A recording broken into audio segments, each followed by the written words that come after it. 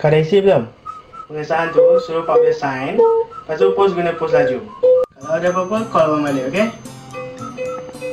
Siapa bang? Adik aku ni minta tolong pasal abang Uni. Uni? Aku dulu payah gila kan nak apply ni. Susah benda ni. Preparation. Sebelum preparation ni dia punya masalah kan. Hantar buku aku bukan bagi aku fly awal-awal tu hantar. Kenapa pula? Aku pun tak tahu suruh. Hantar dulu masa aku nak pergi interview JPM. Masa tu dalam kereta ayah aku hantar kan. Hantar ayah aku nasihat abang untuk interview tu. Ayah aku kata, buat bisa-bisa, tak payah bagi dapat lah. Aku macam, aku dengan tak prepare apa lagi. Rambut semua tak sikat, baju pakai baju sekolah, tak baca pun. Tengok-tengok ayah aku bagi kata-kata motivasi macam tu dalam kereta. Aku macam down gila weh. Lepas aku dapat tahu yang aku dapat scholarship, aku tak beritahu kat parents aku. Sampailah hari macam last day untuk confirm kan, baru aku beritahu kat bapak aku. Hantar bapak aku kata apa? Dia kata apa? Tak payah fly, belajar lokal sudah. Aku macam damn, aku dah hampir interview semua. Takkan aku nak duduk rumah. Kalau aku duduk rumah mesti aku kena kongkong.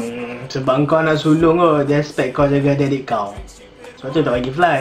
Agak-agak lah, aku dah berbelah tahun kot jaga adik aku. Bukan adik lah, sekali dengan mate aku pun aku jaga kot. Halah dengan mate kau sekali. Bila aku nak tengok EPL, mate aku main kat aku. Kok bisa diberi remote-nya? Sekarang lagi waktunya AF. Aku bagi remote, aku jaga hati dia. Aku rasa ayah kau risau kot kalau kau study jauh-jauh. Kau jadi apa-apa kan susah. Hang tahu tak apa, bapak aku ni skeptik sikit dengan aku. Dia tak pernah nak husnuzon dengan aku. Sikit pun tak pernah. Aku ni kalau aku buat apa-apa pun mesti dia suspect macam aku buat jenayah.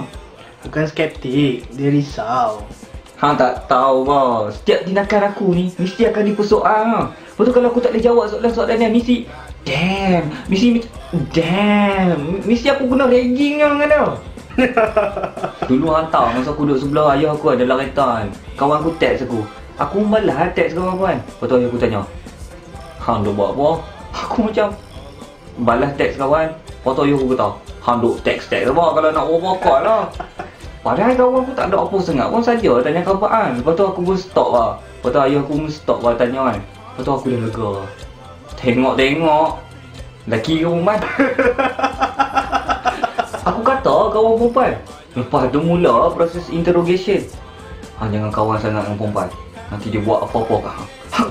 Aku macam bukan lelaki lah yang selalu buat apa-apa kat perempuan kan. Lepas tu dia kata, hang tak tahu perempuan ni dia boleh buat rapat dengan hang.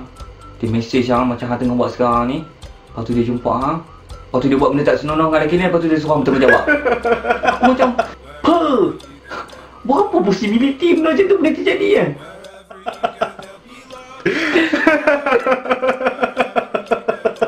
Lepas tu ayah aku jawab, hang tak tahu abah makan garam banyak pada hang. Kalau tak, abah tak kena darah tinggi lah. Lepas tu dia kata, hang tak payah nak cari girlfriend. Hang tu belajar elok-elok, kerja elok-elok, beli kereta, beli rumah. Nanti girlfriend cari hang.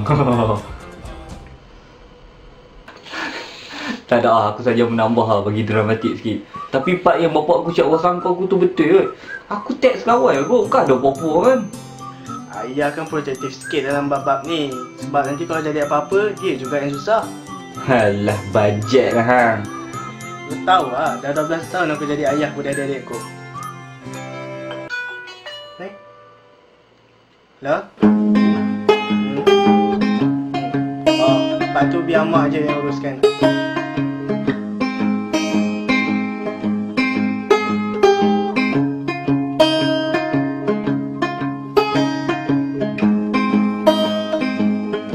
Sleep all day, just waiting for the sun to set.